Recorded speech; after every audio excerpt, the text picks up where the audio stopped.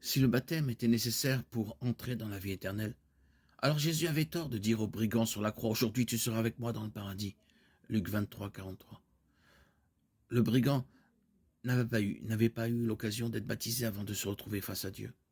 Il a été déclaré juste parce qu'il a placé sa foi dans ce que le Fils de Dieu faisait en sa faveur. Jean 3, 16. Car Dieu a tant aimé le monde qu'il a donné son Fils unique afin que quiconque croit en lui ne périsse point, mais qu'il ait la vie éternelle. Galates 2, 16 clarifie le fait que rien de ce que nous faisons ne peut ajouter ou retrancher à l'œuvre achevée du Christ en notre faveur, y compris le baptême. Ce n'est pas par les œuvres de la loi que l'homme est justifié, mais par la foi en Jésus-Christ. Nous aussi, nous avons cru en Jésus-Christ afin d'être justifiés par la foi en Christ et non par les œuvres de la loi, puisque nulle chair ne sera justifiée par les œuvres de la loi. Le baptême d'eau est une première étape importante de l'obéissance pour suivre le Christ. Les croyants doivent être baptisés, mais le baptême est le résultat du salut et non un acte de rédemption contributeur à cela.